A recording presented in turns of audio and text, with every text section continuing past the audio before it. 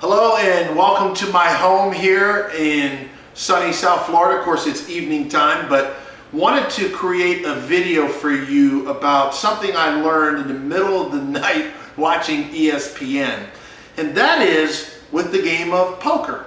Now, keep in mind, I'm not a poker player, don't claim to be a good card player. Matter of fact, I'm not even good at playing fish with my little kids. So that being said, understand the concept and not really the actual game of poker, because I'm sure that I'm saying this a little wrong, but it struck me pretty hard when I was watching this poker challenge on ESPN one night, and I apply it to life. So in my game of poker, we all have been dealt 5 cards, and we have 3 cards out here that we have the opportunity to go and create the best combinations with what's in my hand and what's being laid out on the table. Now, I'm going to relate this hand as a hand that was dealt to me such as life. Now, some of us, let's face it, didn't get the best hands dealt to us. But if we're really seeking to move forward in overcoming our setback, then we got to recognize and take some serious steps. And I want to utilize this game of poker in conveying the message, okay? So let's just say this. In the game of poker, when you get dealt a hand, you look at your hands, you see the combinations. In my case, it isn't so good. And such is life. Some of us were dealt, again, a bad hand. But what we got to do is first, when it comes to our turn, we have 2 options. We either play, which means we play the hand we were dealt, or we fold. We give up. We don't seek any opportunity of reward. We don't give ourselves the opportunity to win, but instead we watch everyone else have the opportunity and life goes by. So I'm going to encourage you first to go and make the decision that no matter what cards you were dealt, that you're going to play. Can you do that? All right, so we're going to play. Now that being said, that's the first step. We made a decision.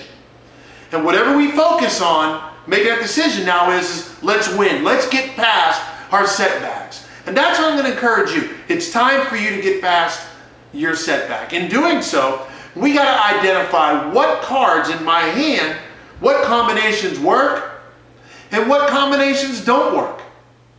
So here's the key. I recognize in my hand, there's 3 cards. There's 3 cards that I know that I have to identify and deal with in order to win. And to do that, I got to get rid of them. But you see, in any game, particularly in poker, we realize one thing. Once we let go of these cards, there's one thing we know we can't do, because it's the rules. Guess what? We can't pick back up. And with many people that I've worked with in all my years of coaching, what I realize is there's a lot of people that can recognize this is my issue here, this is an area of opportunity here, I could certainly do better here, but they're unwilling to let go. They're unwilling to let go of the cards because of a few reasons. One, this justifies why they behave the way they do. This keeps them stuck. This is what's conditioned them, is to not let go. They can recognize it, but they won't let go. So I challenge you today that as you look at your hand, I don't care what you were dealt. And let's face it, when you get dealt playing a game of poker, it's highly unlikely you're going to get dealt a royal flush. I mean, you got better chances of getting struck by lightning. And that's a fact. So I now identified that there's 3 cards that I was dealt.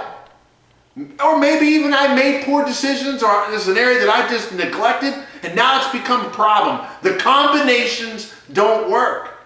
And now I got to do something. So you accept it. You realize these will not work.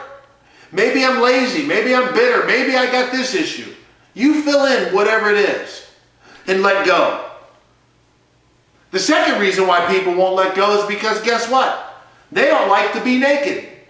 They feel very uncomfortable because now there's the unknown, the uncertainty. And now I got to have faith, I got to have hope, and I got to have trust. Well, guess what? Now I win. Well, what happened? This is very important. Was I dealt a bad hand? Absolutely. This was my hand. But what did I do? I changed the meaning of this and created this to win. See, such is in setbacks. Don't let your setbacks set you back. Don't let your hand that you were dealt ruin you. Don't let this hand consume you.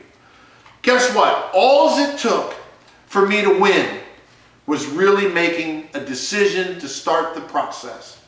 And when I did that and I let go, I got freedom and the opportunity to win.